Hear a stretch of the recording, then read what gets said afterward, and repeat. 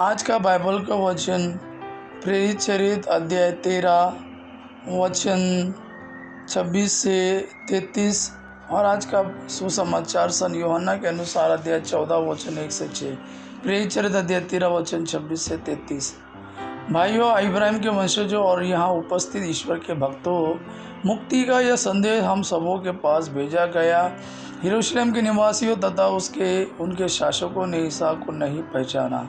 उन्हें दंडाज्ञा दिलाकर उन्होंने अनजाने ही नबियों के वे कथन पूरे कर दिए जो प्रत्येक विश्राम दिवस को पढ़कर सुनाए जाते हैं। उन्हें प्राणदंड के योग्य कोई दोष उनमें नहीं मिला, फिर भी उन्होंने पिलातुस से अनुरोध किया कि उनका वध किया जाए। उन्होंने उनके विषय में जो कुछ लिखा है वह सब पूरा करने के बाद उन्हें क्रूस के काट से उतारा और कब्र में रख दिया। ईश्वर ने उन्हें तीसरे दिन मृतकों में से पुनर्जीवित किया और बहुत दिनों तक उन लोगों को दर्शन देते रहे जो उनके साथ गलीलिया से यरूशलेम आए थे। अब वे ही जनता के सामने उनके साक्षी हैं। हम आप लोगों को यह सुसमाचार सुनाते हैं कि ईश्वर ने हमारे पूर्वजों से जो प्रतिज्ञा की थी उसे उनकी संतति के लिए अर्थात हमारे लिए पूरा किया है।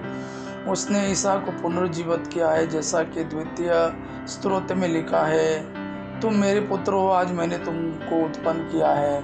आज का सुसमाचार सन यूहन्ना के अनुसार अध्याय 14 वचन 1 से 6। तुम्हारा जी घबराए नहीं, ईश्वर में विश्वास करो और मुझ में भी विश्वास करो। मेरे पिता के यहाँ बहुत से निवास स्थान है। यदि ऐसा नहीं होता तो मैं तुम्हें बता देता, क्योंकि मैं तुम्हारे लिए स्थान का प्रबंध करने जाता हूँ। मैं वहाँ जाकर तुम्हारे लिए स्थान का प्रबंध करने के बाद फिर आऊँगा और तुम्हें अपने यहाँ ले जाऊँगा, जिससे जहाँ मैं हूँ वहाँ तुम भी रहो। मैं जहाँ जा रहा हूँ तुम वहाँ का मार्ग जानते हो।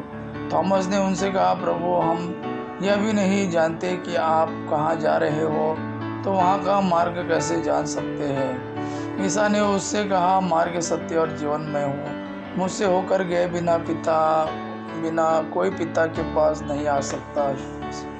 यह प्रभु का वाणी है। प्रभु को धन्यवाद। आबा पिता की महिमा और पुत्र यीशु का प्रेम आप पर सदा सर्वदा बना रहे। आमीन।